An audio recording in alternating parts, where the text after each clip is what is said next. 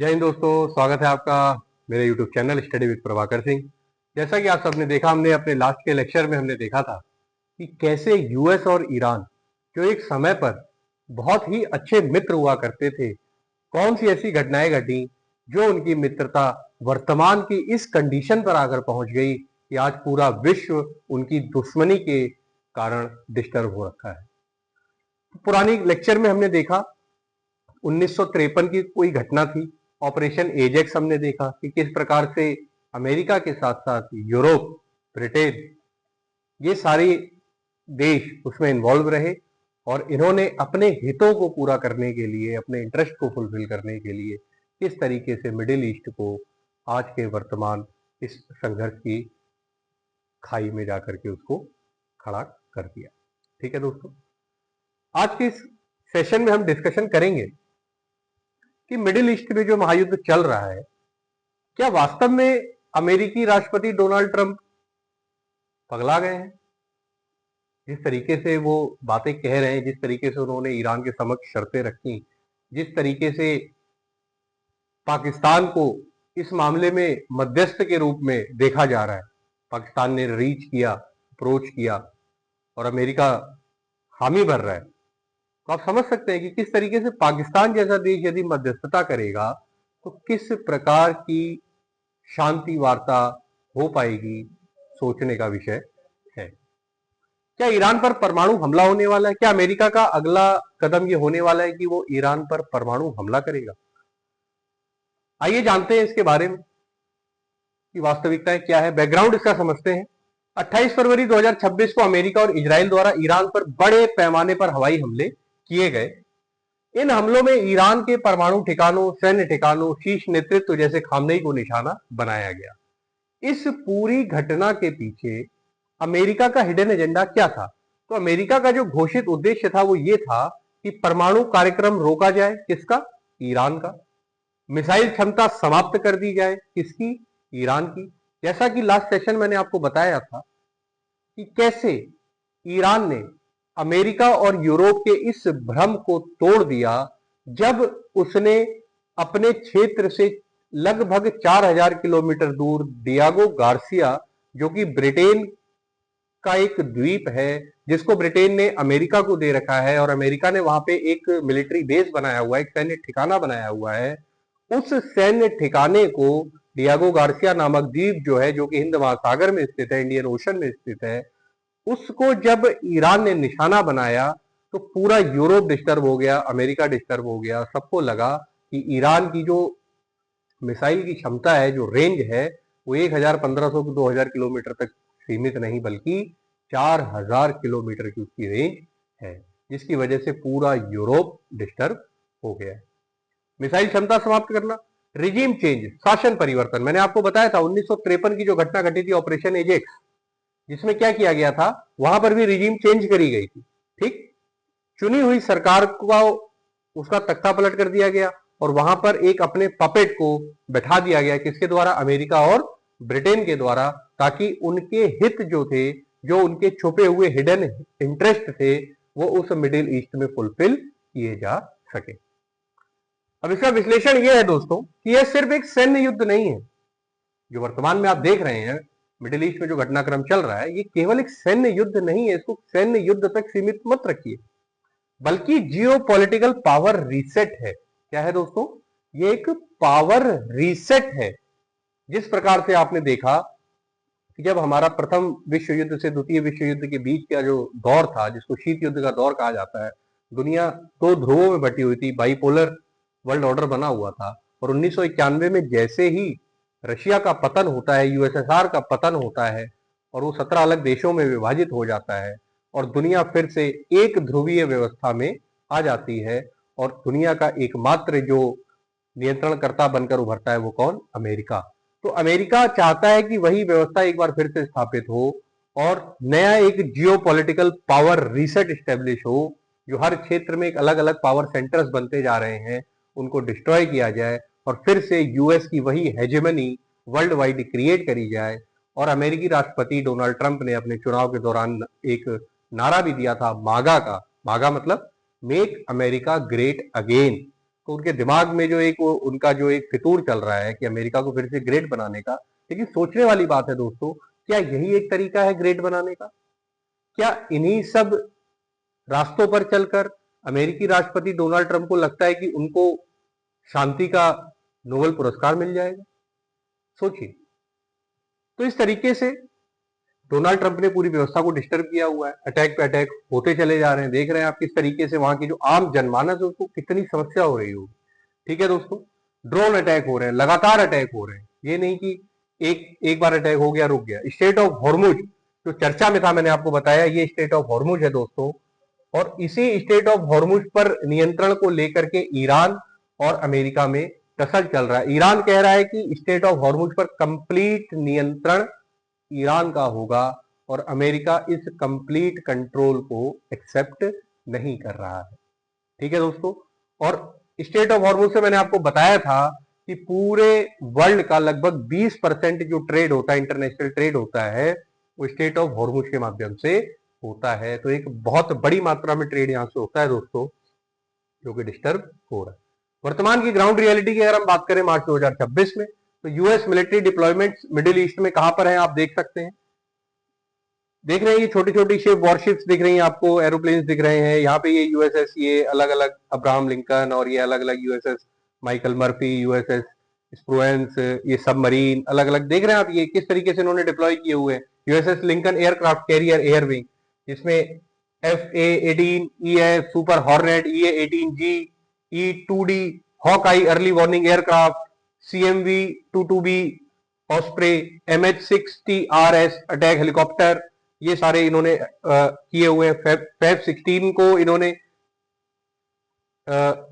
18 F-35 aircraft took off from UK toward the region accompanied by aerial refuelling tankers. मतलब आप समझिए कि US ने हवा में ही इनको रिफ्यूल करने के टैंकर्स के साथ इनको वहां पर पे उतारा हुआ है कि फ्यूल की कमी की वजह से भी ये जो इनके युद्धक विमान जो है वो वापस ना आए। रिफ्यूलिंग की सारी व्यवस्था हवा में ही होती चली जा रही है। ठीक है दोस्तों, उसके बाद आप देखिए इजराइल ईरान का जो ये कॉन्फ्लिक्ट चल रहा है, उस कॉन्फ्लिक्ट में आप देख रहे हैं कि किस तरीके से इजराइल के और किस तरीके से ईरान के जो अटैक्स हो रहे हैं, जिसने पूरी दुनिया को डिस्टर्ब किया हुआ है। और वो अटैक्स किस जगह पर हो रहे हैं दोस्तों, ये आप देख रहे हैं, ये इजराइल है, ये यहाँ पे स्वेज कैनाल है दोस्तों। ठीक है ना, ये जो आप देख रहे हैं ये स्वेज कैनाल का रास्ता है, और ये पूरा का पूरा एरिया डिस्टर्ब हुआ हुआ है। अब मेन जो टर्निंग पॉइंट है दोस्तों वो ये है, इसको आप वो मत करिएगा, थोड़ा सा ये सॉफ्टवेयर का ग्लिच हो रहा है। अमेरिका ने लगभग 3500 3,500 के आसपास सैनिक डिप्लॉय किए हैं। कहां पर? मिडिल ईस्ट में तैनात किए हैं। कुल सैन्य उपस्थिति वर्तमान में लगभग 50,000 तक पहुंचने की संभावना है। ईरान ने अमेरिकी ड्रोन एयरक्राफ्ट को मार के गिराया है, और ये सारी समस्याएं वर्तमान की जो परिस्थितियां हैं उसको लेकर के चल रही हैं। सऊदी अरब, कुवैत आदि पर भी मिसाइल हमले लगातार किए जा रहे हैं। किसके द्वारा? ईरान के द्वारा, क्योंकि ये सभी यूएस के पार्टनर कंट्रीज है। ठीक है दोस्तों, वर्तमान में जो एक स्थिति बनी हुई है, ग्राउंड इन्वेजन की तैयारी चल रही है। मतलब कि जमीन पर नियंत्रण को लेकर के तैयारी चल रही है। अमेरिका की तैयारी है वो किस प्रकार से ईरान की जमीन को अपने कब्जे में ले। ईरान का सीधा बयान है कि यूएस फोर्सेस को नष्ट कर देंगे। ईरान बिल्कुल तत्पर है और रिएक्ट कर रहा है बड़े स्तर पर।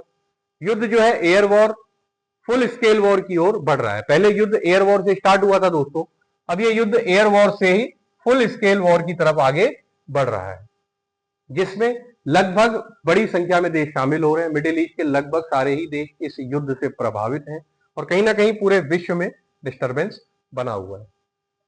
अब कुछ जो वर्ल्ड लीडर्स हैं हमारे, उनकी कुछ बयान आ रहे हैं वर्तमान स्थिति को लेकर के। बयान यह है कि डोनाल्ड ट्रंप जो है यूएस के प्रेसिडेंट, वो कह रहे हैं कि रिजीम चेंज हो चुका है।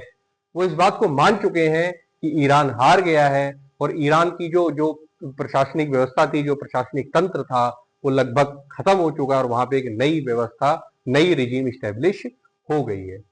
डील जल्द हो सकती है, इसको लेकर के अमेरिकी राष्ट्रपति डोनाल्ड ट्रंप कह रहे हैं। ऑयल एसेट्स पर कब्जा संभव है। किसका? अमेरिका का। किसके ऑयल एसेट्स पर? मिडिल ईस्ट में जो ऑयल एसेट्स प्रेजेंट हैं, जिनको लेकर के ये लड़ाई सारी चल रही है, उसको लेकर के अमेरिकी राष्ट्रपति कहते हैं कि उस पर कब्जा बहुत जल्द संभव होने वाला है। ईरान की जो लीडरशिप है वो क्या रिएक्ट करती है? वो बोलती है कि ग्राउंड इन्वेजन हुआ तो भारी बदला। अगर अमेरिका ने किसी भी प्रकार से भूमि पर नियंत्रण करने की कोशिश करी तो ईरान मुंहतोड़ जवाब देगा। अमेरिका पर छुपकर युद्ध बढ़ाने का आरोप किसने लगाया? ईरान ने। अभी हाल में जैसे आपने देखा, अमेरिकी राष्ट्रपति ने यह बोला था कि 5 दिन का हमारा युद्ध विराम रहेगा, उसके बाद 5 दिन तक हम किसी भी हवाई हमले को अंजाम नहीं देंगे। लेकिन क्या वो चीजें ग्राउंड लेवल पर एग्जीक्यूट हो पाई? नहीं हो पाई। ठीक है, तो इसलिए ईरान बोल रहा है कि अमेरिका छुपकर युद्ध बढ़ाने की कोशिश कर रहा है। पाकिस्तान का ओपिनियन देखिए दोस्तों, पीस टॉक होस्ट करने की पेशकश। हास्यास्पद लगता है, लेकिन अब स्टेटमेंट आई है तो हमको कंसिडर करना है और हमको देखना है कि पाकिस्तान जैसे देश आकर के कह रहे हैं कि हम इस समस्या में मध्यस्थ की भूमिका निभा सकते हैं, हम पंचायती बन सकते हैं, हम पंचायत करा सकते हैं। आप समझ रहे हैं? अपनी पंचायत कर लें पहले, उसके बाद विश्व की पंचायतों में हिस्सा लें तो ज्यादा बेहतर होगा। टर्की और इजिप्ट कह रहे हैं कि मध्यस्थता की कोशिश, पीस डिप्लोमेसी की बात कौन कर रहा है? टर्की और इजिप्ट। ठीक है दोस्तों, मिडिल ईस्ट की कंट्रीज है। नाटो और यूरोप का क्या रुख है वर्तमान सिनेरियो में? युद्ध में शामिल होने से इंकार कर रखा है नाटो ने, जिसको लेकर के डोनाल्ड ट्रंप बहुत ज्यादा परेशान थे। उन्होंने बीच में ये बयान भी दिया था कि जब नाटो कंट्रीज के ऊपर कभी भी कोई समस्याएं आई तो अमेरिका सबके साथ खड़ा हुआ, और वर्तमान में जब अमेरिका युद्ध में संकटग्रस्त है और युद्ध के मैदान में फंसा हुआ है और उसको सहायता की जरूरत है, तो नाटो कंट्रीज उसको सहायता नहीं दे रही है। विश्लेषण इन सारी बातों का यदि हम करें तो हम पाते हैं कि वर्तमान में दुनिया 2 भागों में बट गई है। 2 भाग कौन से? प्रो यूएस ब्लॉक, एक गठबंधन बन गया है प्रो यूएस का, और एक न्यूट्रल और मीडिएशन ब्लॉक। कुछ देश ऐसे हैं जो न्यूट्रल अप्रोच अपना रहे हैं, जैसे आपने देखा होगा हमारा प्यारा भारत। ईरान और अमेरिका के इस वॉर में किसी प्रकार की कोई भी बयानबाजी से भारत बच रहा है। एक बहुत अच्छी कूटनीतिक रणनीति इसमें दिखाई दे रही है। भारत की विदेश नीति वर्तमान में बहुत मजबूत नजर आती है, और कैसे विश्व की व्यवस्थाओं में भारत को अपना स्टैंड क्लियर करना है बिना किसी दबाव में आकर के। बहुत अच्छी बात है, बहुत बड़ी बात है कि भारत किसी भी दबाव में आकर के अपनी विदेश नीति को मॉडिफाई नहीं कर रहा है। ठीक, पीस प्रपोजल्स और रियलिटी क्या है? यूएस का प्रपोजल है कि यूरेनियम एनरिचमेंट बंद करे। कौन? ईरान। अमेरिका पीस प्रपोज करना चाह रहा है, लेकिन वो कह रहा है कि ईरान जो है वो न्यूक्लियर का, यूरेनियम का एनरिचमेंट बंद करे। ठीक, मिसाइल प्रोग्राम समाप्त कर दे, प्रॉक्सी ग्रुप्स का समर्थन बंद कर दे, जैसे हाउती रिबेलियंस आपने सुना होगा, तो उन सबका समर्थन ईरान करता है। अमेरिका ने अपने 15 सूत्रीय एक प्रपोजल रखा था, 15 पॉइंट्स का एक ड्राफ्ट दिया था, उसमें ये सारी बातें थी। मेजर पॉइंट्स यही थे जिसको ईरान ने सिरे से नकार दिया, और ईरान ने कहा कि इस तरह की कोई भी वार्ता सफल नहीं हो सकती। ईरान ने कहा कि यूएस हमले बंद करे। ईरान का रिएक्शन था उस पर, नुकसान की भरपाई करे। वर्तमान तक जो भी यूएस के हमलों के द्वारा ईरान को, देश को जिस प्रकार से आर्थिक नुकसान हुआ है, उसकी भरपाई अमेरिका करे। संप्रभुता का सम्मान करे। जिस प्रकार से आपने देखा कि वर्तमान में अमेरिका ने ईरान के ऊपर ताबड़तोड़ हमले जारी किए हुए हैं, ईरान की सॉवरेनिटी पर पूरी तरह से सवाल खड़ा हुआ है, और इंटरनेशनल एजेंसी जितनी भी हैं कोई एक्शन नहीं ले रही हैं। तो ईरान का रिएक्शन ये है कि ईरान की जो सॉवरेनिटी है, संप्रभुता है, उसका सम्मान किया जाए और इस प्रकार के हमलों को रोका जाए। ठीक है दोस्तों, स्थिति यह बनी हुई है कि डायरेक्ट टॉक्स हो नहीं रही है, ईरान और यूएस के बीच में डायरेक्ट टॉक्स हो नहीं रही है। ठीक है, पाकिस्तान, ओमान, कतर ये माध्यम बने हुए हैं, तो कोई फ्रूटफुल रिजल्ट तक चीजें नहीं पहुंच पा रही हैं। और इन सब चीजों का यदि हम एक विश्लेषण करें तो हम पाते हैं कि दोनों पक्ष नेगोशिएशन पोस्चर में हैं, लेकिन ट्रस्ट डेफिसिट सबसे बड़ा ऑब्स्टेकल बना हुआ है। ये जो विश्वास का संकट है दोस्तों, ट्रस्ट डेफिसिट, जिसको यदि आप यूपीएससी के एस्पिरेंट होंगे सिविल सर्विसेज के, तो उसमें जीएस पेपर 4 में आप इसको पढ़ते होंगे। ट्रस्ट डेफिसिट, विश्वास का संकट एक बहुत बड़ा संकट होता है जब किसी भी 2 पार्टी के बीच में, दो लोगों के बीच में, 2 समूह के बीच में किसी प्रकार की कोई भी वार्ता, कोई भी एग्रीमेंट होना हो या किसी इस प्रकार की चीजें होनी हो, तो ट्रस्ट डेफिसिट अगर यदि है उसमें, तो चीजों को एग्जीक्यूट कर पाना बहुत मुश्किल हो जाता है। ठीक है दोस्तों, अभी जो सारे घटनाक्रम हुए, इन घटनाक्रम से ग्लोबल इकोनॉमिक इंपैक्ट क्या होंगे, आइए इसको हम समझने की कोशिश करते हैं। इसमें क्या है कि आवरली ऑयल प्राइसेस जो है, हमारे घंटे के हिसाब से जो हमारे ऑयल प्राइस फ्लक्चुएट कर रहे हैं यूएस डॉलर पर बैरल के हिसाब से, उसमें आप देखिए कि 13 जून 2025 को जब यूएस ने अटैक किया था तो ये प्राइस यहां पर थे, और वर्तमान में आप देखिए ये जून का वॉर स्टार्ट 11 जून 2025 और करंट टेंशन स्टार्ट 27 जनवरी 2026। और जैसे ही करंट की ये जो ब्लैक वाला आप देख रहे हैं, ये करंट की टेंशन है, वर्तमान का जो तनाव है वो चल रहा है, जो कि 27 जनवरी 2026 से स्टार्ट हुआ है। और ये जो ब्लैक वाली आप लाइन देख रहे हैं दोस्तों, ये फ्लक्चुएशन बहुत तेजी से आ रहा है। और इसका कारण क्या है? US Iran. हर घंटे के हिसाब से ऑयल प्राइसेस इतनी तेजी से फ्लक्चुएट हो रहे हैं। ठीक है दोस्तों, कॉज ऑफ इन्फ्लेशन क्या है इसका? स्ट्रेट ऑफ हॉर्मुज से विश्व व्यापार पूरी तरह से प्रभावित हो रखा है, आपूर्ति हो नहीं पा रही है, आपूर्ति श्रृंखला पूरी तरह से डिस्टर्ब हो गई है, जिस प्रकार से इन्फ्लेशन बढ़ता चला जा रहा है। यदि ग्लोबल इंपैक्ट की हम बात करें, ग्लोबल इन्फ्लेशन यदि हम देखें तो 2026 का जो ये करंट का जो सिनेरियो चल रहा है, उसमें देखिए यूरोप, अमेरिका, ये मिडिल ईस्ट की जो कंट्रीज है हमारी, इधर देखिए आप, ये देखिए ईरान में 41.6% तक हाइक हुआ है दोस्तों। टॉप 10 इन्फ्लेशन यदि आप देखें तो 682% का इन्फ्लेशन हुआ है वेनेजुएला में, आप ग्राफ देख सकते हैं। सूडान में 54%, ईरान में 41.6%, म्यांमार में 28%, बुरुंडी में 26.3%, हैती में 26.2%, तुर्की में 24.7%, मलावी में 24.1%, नाइजीरिया में 22%, यमन में 18.5%। ठीक है, और सबसे कम जो इन्फ्लेशन हुआ है, सबसे कम जो इस ईरान यूएस वॉर से जो प्रभावित देश हैं वो कौन है? ब्रुनेई है, लिंचेस्टीन है, स्विट्जरलैंड है, China, Thailand, Bahrain, El Salvador, Fiji और, ठीक है ना। तो ये सारे आप देख रहे हैं। और ये जो सोर्स है दोस्तों, ये आईएमएफ का है, इंटरनेशनल मॉनेटरी फंड का ये सोर्स है। तो ये डेटा बड़ा ऑथेंटिक डेटा है। आप देख सकते हैं मिडिल ईस्ट में किस प्रकार से चीजें डिस्टर्ब हो रखी है, पूरी ये मिडिल ईस्ट है। भारत में जो वर्तमान में जो फ्लक्चुएशन और इस एरिया में जो आ रहा है वो 4% के आसपास का इन्फ्लेशन दिखाई दे रहा है। इस युद्ध की वजह से लगभग 4% के आसपास हमारी महंगाई बढ़ रही है, इसका प्रभाव भारत में देखा जा रहा है। और इन सबके पीछे जो रूट कॉज है दोस्तों, वो अगेन मैं आपको बता रहा हूं, वो रूट कॉज क्या है? स्ट्रेट ऑफ हॉर्मुज, जिसकी वजह से पूरी की पूरी विश्व व्यवस्था प्रभावित हो रखी है। ठीक है दोस्तों, ग्लोबल इंपैक्ट की यदि हम बात करें, वैश्विक जो इसकी जो रिएक्शन हो रहा है वो क्या हो रहा है? तो तेल की कीमतें लगभग $100 से पार जा चुकी हैं। स्ट्रेट ऑफ हॉर्मुज बंद है, जिससे ग्लोबल सप्लाई पूरी तरह से शॉक्ड हो रखी है। आईईए कहता है, आईईए मतलब इंटरनेशनल एनर्जी एजेंसी, वो कहती है कि यह संकट 1970 के ऑयल क्राइसिस जितना बड़ा संकट दोबारा से उत्पन्न हो चुका है। विश्व के सामने 1970 का संकट एक बार फिर से रिपीट होने वाला है, ये कहता है कौन? IEA, international energy agency. ठीक है दोस्तों, ये हमने ग्लोबल इंपैक्ट देखा। अब हम देखते हैं भारत पर इसका क्या प्रभाव है। भारत में एलपीजी और पेट्रोल महंगा, इन्फ्लेशन और अनएम्प्लॉयमेंट, इसका रिस्क भारत में बढ़ने की पूरी प्रबल संभावना बढ़ती जा रही है। ठीक है दोस्तों, आप देख सकते हैं हमारे पेट्रोल पंप पर और ये सारी चीजें किस तरीके से रूमर्स इंडिया बहुत जल्दी फैलते भी हैं, और आपने देखा कैसे पेट्रोल पंप पे भारी मात्रा में लोग पहुंचे हुए हैं, और ये रिसेंट की एक इमेज है। ठीक है दोस्तों, और फ्यूचर का यदि हम सिनेरियो की बात करें कि फ्यूचर में क्या किया जा सकता है, तो पहला सिनेरियो तो ये बनता है कि फुल स्केल वॉर हो जाए। ठीक है, फुल स्केल वॉर में US ground invasion, middle east में रीजनल वॉर, इन चीजों की प्रबल संभावना है, क्योंकि यूएस आर्मी मजबूत भी है तो ग्राउंड इन्वेजन कर सकती है। और मिडिल ईस्ट में एक रीजनल वॉर हो सकता है, क्योंकि मिडिल ईस्ट की जो कंट्रीज हैं, वहां की कंट्रीज और ईरान में आपस में कॉन्फ्लिक्ट लगातार चलता आ रहा है। तो ये तो हो गया पहला सिनेरियो। यदि हम दूसरा सिनेरियो देखें तो एक कंट्रोल्ड कॉन्फ्लिक्ट हो सकता है, जैसा लिमिटेड स्ट्राइक्स जारी रहेंगी, किसमें? यूएस, ईरान और मिडिल ईस्ट का चल रहा है, इसमें लिमिटेड स्ट्राइक्स हो।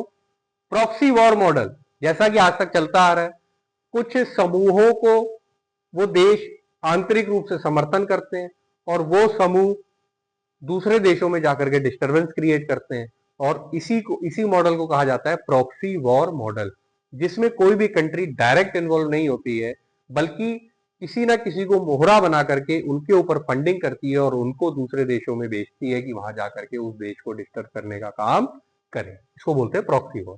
ठीक है, तो तीसरा जो सिनेरियो है दोस्तों, वो है पीस डील का। ये आप देख रहे हैं ना, सफेद कबूतर, पीस डील। लेकिन इसकी संभावना बहुत कम है। क्यों कम है? क्योंकि पीस डील होने के लिए न्यूक्लियर डील और सीजफायर होना पड़ेगा, ये दोनों होने की संभावना दिख नहीं रही है। सबसे रियलिस्टिक यही है कि लॉन्ग टर्म अनस्टेबल कॉन्फ्लिक्ट जो है वो यूएस और ईरान के बीच हमको दिखाई दे रहा है। तो इस प्रकार से दोस्तों हमने समझने की कोशिश करी कि क्या वास्तव में चीजें डिस्टर्ब हो गई हैं, क्या सच में डोनाल्ड ट्रंप चाह रहे हैं मिडिल ईस्ट का जो चल रहा है सिनेरियो वो पूरी तरह से डिस्टर्ब हो गया है, या उसको लेकर के कोई और स्थिति अभी बनी हुई है। क्या सच में ईरान पर परमाणु हमला हो सकता है? डोनाल्ड ट्रंप ने इस बात को कई तरीके से कह दिया है। ईरान ने एक वीडियो भी जारी किया था, एआई जनरेटेड वीडियो था दोस्तों, उसमें यह बताया था कि यदि ईरान ने अमेरिका पे परमाणु हमला किया तो किस प्रकार के दृश्य जनरेट हो सकते हैं। एआई द्वारा वो वीडियो जनरेट किया गया था, ईरान के द्वारा उसको सर्कुलेट किया गया था। तो इस प्रकार की चीजें आ रही हैं दोस्तों। भविष्य में देखते हैं कि ईरान यूएस का जो वॉर है किस डायरेक्शन में आगे बढ़ता है, क्या पीस टॉक हो पाएंगी। कोई सीनियर जो कंट्रीज हैं, जो जिम्मेदार देश हैं, वो यदि इसमें बढ़ चढ़ कर आगे आए और एक गठबंधन बना करके इस युद्ध में शांति वार्ता को प्रमोट करने का प्रयास करें, तो मुझे लगता है कि किसी न किसी रूप से समाधान निकाला जा सकता है। क्योंकि जिस प्रकार से चीजें चल रही हैं दोस्तों, मानवता के लिए एक बहुत बड़ा प्रश्न है। किस तरीके से हम लोग वर्तमान में वसुधैव कुटुंबकम की बात करते हैं, अलग अलग समिट हम लोग करते हैं, अलग अलग देशों में जाकर के शिखर सम्मेलन होते हैं, वहां पे अलग अलग कमिटमेंट्स किए जाते हैं। हम 2070 तक नेट जीरो अचीव करने वाले हैं। आपको लगता है कि जिस प्रकार से ये युद्ध और बमबारी हो रही है, कितनी बड़ी मात्रा में कार्बन उत्सर्जन यहाँ पर हो रहा है दोस्तों, आप समझ सकते हैं। इन सब चीजों की तरफ तो अभी ध्यान ही नहीं जा रहा है किसी। जो हमारे पर्यावरण प्रेमी हैं वो इस दिशा में अभी सोच ही नहीं रहे, लेकिन जब वो सोचना शुरू करेंगे तब उनको पता लगेगा कि जितनी मात्रा में यहाँ पर गोला बारूद और बमबारी हो रही है और जितनी मात्रा में यहाँ पर कार्बन उत्सर्जन किया जा रहा है, क्या इतना कार्बन उत्सर्जन करके हम विकास के मॉडल को नहीं अपना सकते? ये तो विध्वंस का मॉडल है, जो कि मानवता के लिए विध्वंस ला रहा है और प्रकृति के लिए भी विध्वंस लेकर के आ रहा है। अभी तक की जो हमने विकास किया उसमें यह था कि प्रकृति के साथ थोड़ा सा विध्वंस तो हुआ, क्लाइमेट चेंजेस जैसी चीजें तो आई, लेकिन वहीं यदि हम देखें तो कहीं ना कहीं मानवता का विकास हुआ। लोगों ने स्वयं को डेवलप किया, कंट्रीज डेवलप हुई, डेवलप्ड नेशन बने, है ना। लेकिन ये जो वर्तमान का सिनेरियो है उसमें तो मानवता हाशिए पर जाती हुई दिखाई दे रही है और पर्यावरण के साथ भी कितना नुकसान हो रहा है इसकी कोई भी सीमा नहीं है। देखते हैं दोस्तों आगे क्या होगा, किस तरीके से चीजें पहुंचेंगी। आगे जो जैसे भी घटनाक्रम घटेंगे उसको लेकर के एक बार फिर से मैं आप सबके बीच उपस्थित होऊंगा। देखते रहिए, समझते रहिए। आशा करता हूं आपको चीजें समझ में आई होंगी।